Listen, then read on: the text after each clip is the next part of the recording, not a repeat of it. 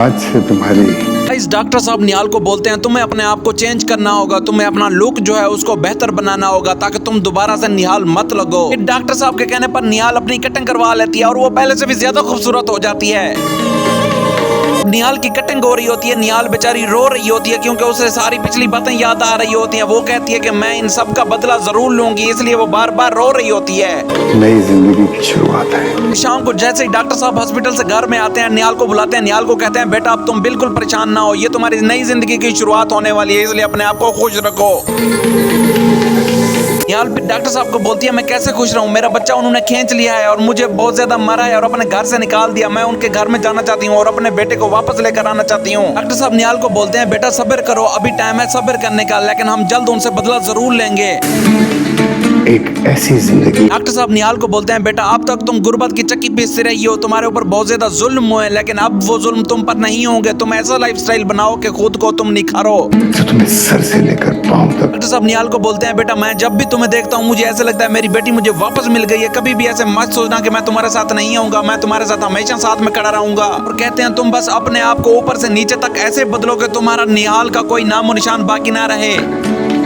बदल कर रख देगी। डॉक्टर साहब निहाल को कहते हैं बेटा अभी जाकर तुम सो जाओ, मेरा जवार साईं जो है वो बहुत ज्यादा जानने वाला है। कल आप और मैं उनके घर में जाएंगे, मैं उनको ये बोलूंगा कि ये मेरी अपनी बेटी है, उनको ये मत लगने देना कि तुम निहाल हो। बस फिर निहाल इतना प्यारा गेटअप का सूट पहनकर निकलती है, वो निहाल लगती नहीं है।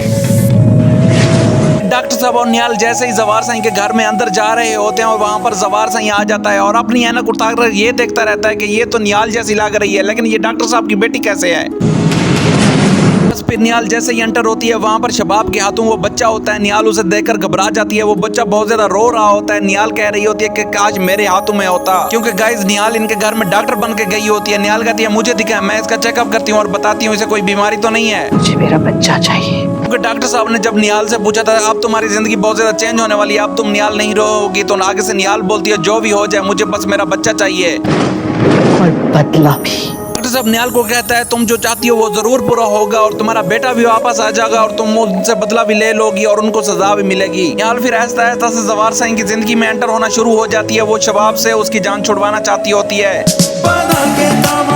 फिर जवार सिंह का बच्चा जब भी बीमार होता है तो उसे देखने निहाल जाती है, क्योंकि निहाल एक डॉक्टर बनी हुई है। निहाल जब भी जाती है बच्चा चुप हो जाता है कि निहाल उस बच्चे की असली माँ है, बच्चे को पहचान हो जाती है। डॉक्टर साहब निहाल को एक नई गाड़ी भी ले देते हैं और कहते हैं बेटा कभी भी पैसों की जरूरत हो क्रेडिट कार्ड भी रख लो और जहाँ भी जरूरत हो मुझे बताया करो, तुम आज से मेरी बेटी की तरह हो, मैं इस चीज में तुम्हारे साथ खड़ा हूँ और तुम्हें इंसाफ दिला कर रहूंगा। बस फिर अब डॉक्टर साहब और निहाल मिल जाते हैं और इन सब का सफाया कर देंगे। बाप के अंदर भी ऐसा खौफ और परेशानी बढ़ रही होती है। एक साइड से वो देखती है कि ये तो डॉक्टर की बेटी है और दूसरी साइड से उसे निहाल लग रही होती है। किसी को ये खबर न होने पाए कि तुम कौन हो। डॉक्टर साहब पहले ही दिन से निहाल को ये बताते हैं बेटा अगर किसी को पता चल गया कि तुम निहाल हो तो सारा जो मिशन है वो खराब हो जाएगा और किसी को भी हम पकड़ नहीं पाएंगे। तुम्हें अगर इंसाफ चाहिए और तुम पर जो उन्होंने जुल्म किया है उसका बदला लेना है तो तुम्हें हर चीज सब्र से करनी होगी और किसी को भी नहीं बताना। निहाल की आंखों में आंसू आ जाते हैं। निहाल कहती है आप फिक्र ना करें, मैं अपना बेटा भी वापस लूंगी और उनसे बदला भी जरूर लूंगी, मार डालूंगी। निहाल बोलती है ऐसे लोग जल्लाद हैं, इनको तो जीना भी नहीं चाहिए, मैं ऐसा ऐसा करके सबको बाहर डालूंगी और किसी को भी नहीं छोड़ूंगी। निहाल बोलती है मैं अपनी दोस्त नूरी का भी खून रहेगा नहीं जाने दूंगी।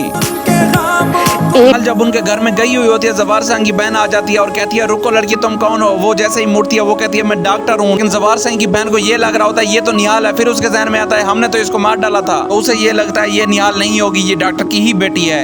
एक से अपना बदला लूंगी। अगले दिन जवार सिंह जैसे ही अपने कमरे में बैठे होते हैं उसे बार बार निहाल के ख्याल आ रहे होते हैं। उसके जहन में ये आ रहा होता है निहाल आकर किधर गई, ये निहाल की तरह लग रही है ये, लेकिन ये तो डॉक्टर की बेटी है।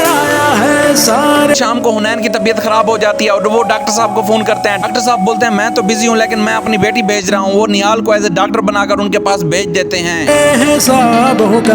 जब वहाँ से वापस आ रही होती है बच्चे को देख लेती है तो वहाँ पर शबाब जो होती है उस बार बार गौर से तके जा रही होती है कि ये आखिर निहाल की तरह लगती है, लेकिन निहाल नहीं है, निहाल आखिर जिंदा तो नहीं है। बस फिर अभी निहाल बिल्कुल चुप है, वो अपना बदला लेने जरूर आएगी और वो बार बार आती रहेगी और जवार को भी अपना कर लेगी और वहाँ से उनसे बच्चा भी छीन लेगी और अपना कर लेगी।